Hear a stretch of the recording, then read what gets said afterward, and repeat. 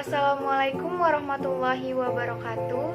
Kami dari kelompok 2, Prodi Akuntansi Syariah, kelas B, yang beranggotakan Azril Aditya Putra, Ayu Prasetyaningsih, Diah Fatmala Ayu, dan Sulistiawati akan menjelaskan tentang tata kelola ziswaf atau zakat, infak, sedekah, dan wakaf yang diperuntukkan untuk menunaikan tugas mata kuliah akuntansi ziswaf. Materi yang pertama yaitu tentang pengelolaan ziswaf atau zakat, infak, sedekah, dan wakaf. Pengelolaan secara garis besar berarti mengatur, mengendalikan, ataupun memanage. Pengelolaan juga dapat diartikan sebagai manajemen. Menurut Caroline M. Batrol dan David C. Martin, mereka menjelaskan bahwa manajemen adalah suatu proses yang terdiri dari planning, organizing, leading, dan controlling yang dilakukan untuk melaksanakan tujuan yang telah ditetapkan dengan melibatkan pengetahuan dan melaksanakan fungsi-fungsi utama dari manajemen. Pengelolaan zakat merupakan suatu kegiatan yang mencakup perencanaan, pengorganisasian, pelaksanaan, dan pengawasan terhadap pengumpulan, pendistribusian, dan pendayagunaan zakat. Pengelolaan zakat ini harus dilakukan oleh Badan Amil Zakat Nasional yang telah dibentuk oleh pemerintah yang diorganisasikan ke dalam bentuk badan atau lembaga. Hal ini sesuai dengan penjelasan Didin Hafizuddin yang menjelaskan bahwa zakat harus dikelola oleh amil atau suatu lembaga yang profesional, amanah, bertanggung jawab, memiliki pengetahuan yang memadai mengenai zakat, dan memiliki waktu yang memadai untuk mengelola seperti melakukan sosialisasi, pendataan muzaki dan mustahik, serta melakukan penyaluran dengan tepat sasaran, dan melakukan pelaporan yang transparan. Para ulama memutuskan cara mengelola zakat dengan baik sehingga mereka memiliki pandangan-pandangan mengenai pengelolaan zakat sebagai berikut. Yang pertama, para ulama bersepakat bahwa orang yang berhak dalam mengumpulkan zakat pada harta tetap dan mendistribusikannya adalah pemimpin yang berada di suatu daerah, kaum muslimin, dan hal ini diperbolehkan untuk ditangani secara perorangan. Yang kedua, para ulama bersepakat bahwa pengumpulan dan pendistribusian zakat pada harta bergerak, baik berupa uang maupun barang dagangan, dilakukan oleh pemimpin. Dalam Undang-Undang Nomor 23 Tahun 2011 pada bab 1 Pasal 1 telah menyatakan bahwa Unit Pengumpul Zakat atau UPZ merupakan suatu organisasi yang dibentuk oleh Basnas atau Badan Amil Zakat Nasional untuk membantu penghimpunan zakat. Dalam undang-undang ini juga dijelaskan bahwa pengelolaan zakat bertujuan untuk yang pertama, meningkatkan pelayanan bagi masyarakat dalam menunaikan zakat sesuai dengan tuntutan agama. Yang kedua, untuk meningkatkan fungsi dan peranan keagamaan dalam upaya membantu mewujudkan masyarakat dan keadilan sosial. Dan yang ketiga, meningkatkan hasil guna dan daya guna zakat. Ketentuan dari transaksi wakaf yang mana dalam Undang-Undang Nomor 41 Tahun 2004 ada pun beberapa syarat ataupun unsur yang disebutkan dalam undang-undang tersebut. Yang pertama ialah wakif, orang berwakaf. Orang ini bisa perorangan, bisa pun badan hukum maupun organisasi, dan ia boleh saja bukan muslim karena tujuan disyaratkannya wakaf itu untuk mensejahterakan untuk memajukan kesejahteraan umum, dan orang non muslim tidak dilarang untuk berbuat kebaikan tersebut. Dan syarat-syarat seorang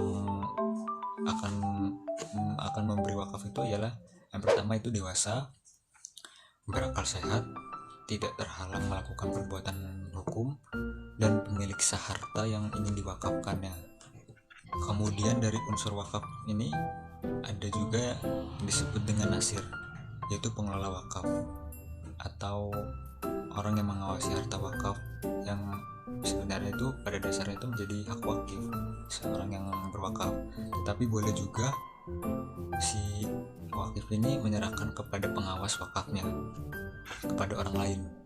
Dan ada syarat-syarat seorang nazir atau pengelola wakaf, yaitu yang pertama harus WNI, kemudian beragama Islam, dewasa dan tanggung jawab, sehat jasmani dan rohani, kemudian tidak berada di bawah pengampuan.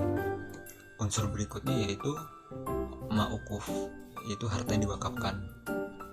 Harta tersebut harus jelas.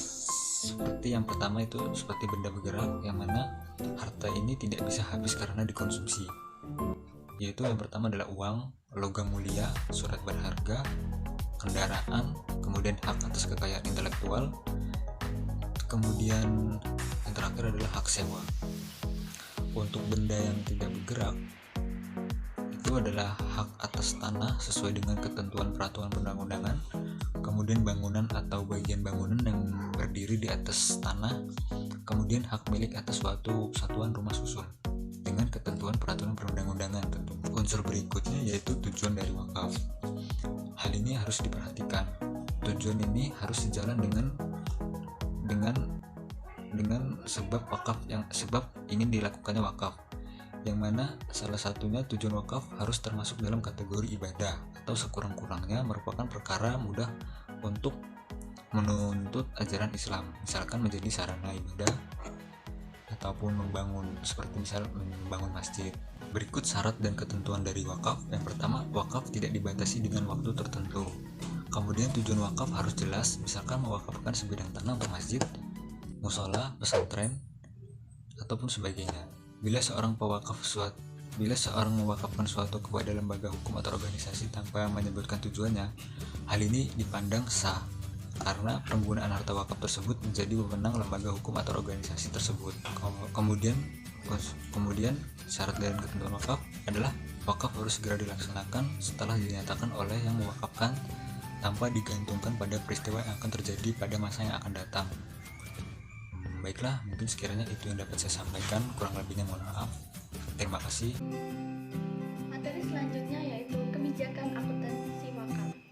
Kebijakan akuntansi wakaf dikembangkan sebagai keseragaman pencatatan serta pelaporan wakaf dalam rangka akuntabilitas nazir.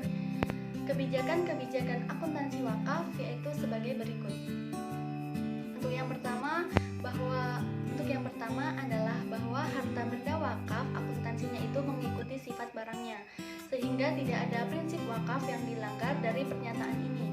Seperti nazir mengelola wakaf uang, maka wakaf uang tersebut harus dijaga sebesar nilai nominal uang dan tidak mengikuti distorsi pasar akibat inflasi tertentu.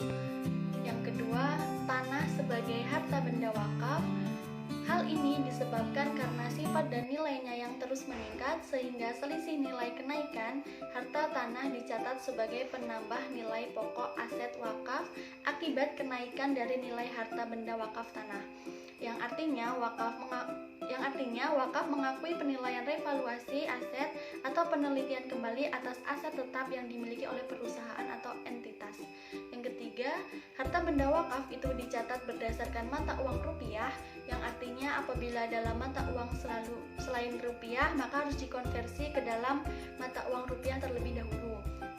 Yang keempat, prinsip entitas itu berlaku sebagai harta benda wakaf, di mana hasil yang telah diperoleh nazir dari pemanfaatan harta benda wakaf itu terpisah dari harta benda wakaf. Selanjutnya, bahwa basis akuntansi yang digunakan oleh nazir dalam menjalankan aktivitas keuangan adalah basis akrual, yang dimana lebih memberikan gambaran yang tepat mengenai kondisi keuangan perusahaan. Untuk yang keenam, yaitu dikhususkan kepada penerima harta benda wakaf, bahwa basis akuntansi yang digunakan oleh nazir yaitu basis kas atau cash basis, yang artinya wakaf itu harus dilaksanakan secara tunai atau diserahkan secara langsung pada waktu ikrar wakaf. Untuk yang ketujuh, yaitu sistem akuntansi yang diselenggarakan oleh nazir adalah sistem akuntansi pembukuan berpasangan, yaitu menggunakan praktik standar untuk sebuah pencatatan transaksi keuangan yang nantinya menjadi cikal bakal akuntansi.